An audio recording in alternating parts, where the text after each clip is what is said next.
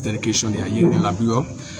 Beginning from today up to the 20th of this month, they are yet on a lot of issues that are going to benefit the sub-region, and we have one of the representatives of Ecowas at the level of the parliament, Senator Alex Tallow for Bowman County. Senator, it's a pleasure. Good afternoon to you. You look good. How you doing? It's been a while now. Yeah, thank you. I'm doing great. Thank you. Okay, how's health-wise? How you doing? Fine. Thank God. To God be the glory.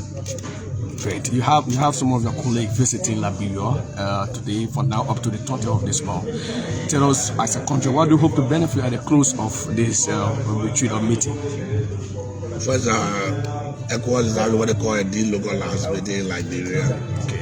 It's a new dispensation where they take Ecowas to the people. It's actually taking Ecowas to the citizens of the community. Okay. So they go from country to country, holding different meetings, discussing several issues and challenges that affect the sub-region, citizens of the sub-region. So this meeting is intended with the joint committees on finance trade investments intended to discuss unemployment and how investment to in the sub-region can help to how it can leverage unemployment. So the process is trying to integrate our citizens. All the time you hear about cross-border trade and what have you. But one of the challenges we have is a challenge of youth unemployment, and that's what we're trying to address. That's what this meeting is trying to address. So there will be a panel discussion. There will be moderators and panel discussions, and we'll bring experts from different fields to talk about the challenging issues that we have. So how significant is this to Liberia, sir? It's very significant. As you know,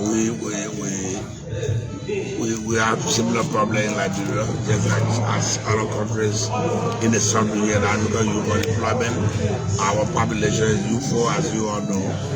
And so, if we don't address the issue of unemployment, we think it's be linked to security as well. Because out of mind is the devil's workshop. So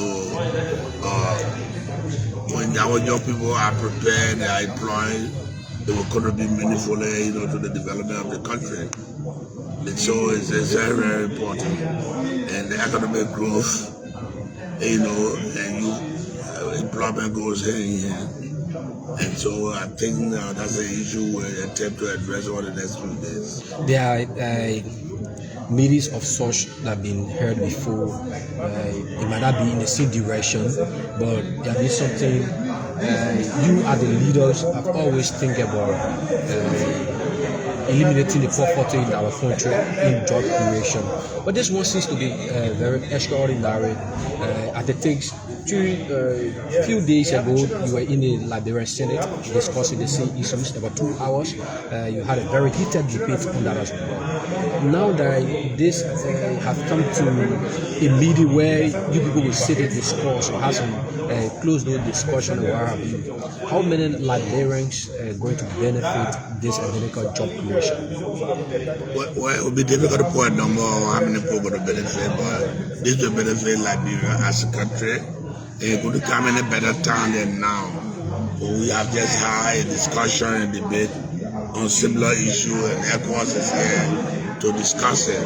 What's going to happen? There's going to be interaction. Because, it will be very interactive, and we'll learn from colleagues while they learn from us. So we'll be asking what are their challenges and how are they approaching the youth unemployment in that different countries. With that, and it's a shared responsibility. We'll be sharing our experiences as well. At the end of the day, at the close of the day, Ecowas will leave there with an understanding and appreciation of the situation in Liberia. For those of us who, at the level of the legislature and policy making level, it will prepare us as to approach a problem. What you saw the other day was just a debate. Now we have to find ways, means, as to how we can address the problem. Somebody say the modern way of doing things in Liberia don't help the citizens as well. When you go, they have some dialogue with them, and after all, and they just being put to pen to paper, and the impact of it is not seen. And also, someone also stressed about this meeting is important, but it is also important if you were to, as a leaders, policy maker of our country, were to leave after having this dialogue a while ago, strategic dialogue meetings a while ago, and then leave your comfort zone, forget about the debate within the plenary, and get to the concessionaires and see how best Liberia can get benefits, then the foreigners getting benefit as well. What's your take on that? No, but again, there's a saying that when you fail to plan, you have just played to fail. All right. These are plannings that we're doing. These discussions set the agenda, the basis for future decision. All right. Like I said to you, we'll be learning from our colleagues who are learning from us. They will share their experience. We'll be sharing experiences on as Ecowas, maybe what could be the common approach. But as a nation, we should try sometimes to just narrow our perspective. We talk about implementation of the concessionaires. The concessionaires will not do that. It needs the approach that and bring everybody on board. All right? The concessionaires, yeah, we need our people to be prepared. We need to engage them from different levels. You need to strengthen the private sector, as a way to drive this. What we need is to strengthen the private sector. That's what government needs to do. Because government, everybody. And so to strengthen the private sector, that should be our focus. So we strengthen the private sector, there will be employment. And not only just employment for concession, we need to create employment, we need to create wealth.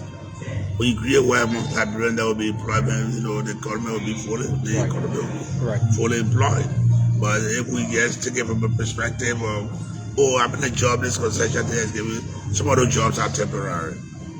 All right, but again, we need to prepare ourselves, we need to prepare the youth especially through TVET, other technical skills, and educate them to the fact that prepare them for the job market.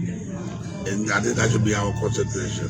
So finally from my end, Senator, this is a meeting that Liberian will benefit after this ethnical meeting, yet to benefit after this ethnical meeting. And then we want to know as to whether right after the meeting and you people going to be having, policymakers going to be having so dialogue, indoor dialogue after this. Now Liberians, the leaders, going to sit, both the legislature and other team going to also sit to have a dialogue that will benefit the citizens. In today, is there any long-term plan and a short-term plan as well? No, listen, the discussion of the next few days will bring everybody together, both private, the private and public sectors. The Chamber of Commerce is going to be here. Liberian Business Association is going to be here. I think the Ministry of Finance, I think they are going to be Central Bank, because the Ecowas Bank for Development Investment representative are here and they're going to be part of the discussion. Right. We're going to approach the problem holistically, and so everybody will come with their piece, and then we'll put a puzzle together how to do it. So it's not just a Liberian thing, it's an Ecowas thing. Okay. Maybe we can always have our Liberian flavor, but this is an Ecowas thing. And so let's look at it from that perspective, because there's that intent at the end of the day when the meeting is over, then people get employed right away. Okay. But what are people doing succeeding in their countries? What is it that we need to learn from them? What is it that they need to learn from us? And then we blend everything, and come up with a solution. And I think that is the challenge, that we are having. That's why these deliberations will be very useful, for policymakers. What they have done and gone, they will know what to work on, what to do, how to approach it. Okay, finally, this Senator, most of the colleagues been pushing the issue about revisiting concessionaires agreements in the country. Do you think it's necessary to do that? In fact, the way the concessions are written, people need to take time to read it. It should take time to read them because in every agreement we have what they call a review clause. The purpose of that clause is to ensure revisitation, like you're talking about. Every 5 years things change. Every year, in fact, things will change. But in 5 years, you can see what this concession is benefiting the people, what it was intended to do, what it is doing it, or to achieve what was intended to achieve it. Are we achieving it on the side of the concession there, on the side of the people and the government? All right. So one year review, we need to revisit. They get a little bit confused because all of the agreement get 5 years clause. Every 5 years you must revisit to see what is happening, what is working. Maybe we need to strengthen monitoring and compliance. Because you have a Bureau of National Bureau of Concession. That's their job. We pass the concession, and maybe at the time we'll pass them by not seeing certain things. But when they go to implementation, we have the Bureau of National Bureau of Concession. They are supposed to ensure that these things happen, whether they're employment, whether they're education or health, whatever. That is embedded within the agreement, it will show the implementation. So, for me, revisiting that question, because in 5 years things can change, and we say, no, we need to step this up, step that up. So, I think it's already there, we get it to implement. Let me use the opportunity, honorable former speaker of the House of Representatives, and now Senator Obome Kante. How do you see the governance of this country in terms of security, in terms of health, in terms of education, from your own perspective? Where are we? Are we doing well? Listen,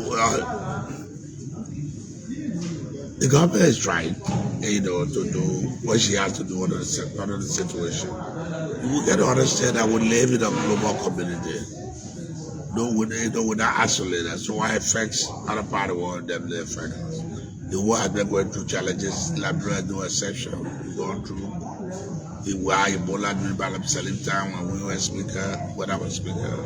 During we had sure there were COVID, that stole a lot of things. People were still trying to get out of that. And then, of course, President Barker took over, and there are challenges with roads, with this and that. So there are a whole lot of things to be done. Do we have the resources? No. The resources are scarce. So the government, under the situation, I would think is doing our best. Does she need to do more? Yes. To do more to create the space. And like somebody said, to turn the wheels of the economy. That's what I think government will do. So when government start to do that, start to infuse money in the economy, then we all get to feel the impact. Okay? But if you talk about this government as a government, in 1.5 years now, under the situation, I will grade all the aspects. I'll do our best. So let's see what happens in the next one. Which sector is more highly performing? I think every sector has been considered. What is education? I heard the government trying to build another 100 schools, so that will make sure that, I heard the government is also, Ministry of Education is focused on teacher training and preparing those who want to go in the classroom, which I think is important. The Ministry of Health is also expanding. Okay, but we can say the Bureau and see those things. We have to go outside Bureau. I am on the roads and excited. I've been going outside Bureau.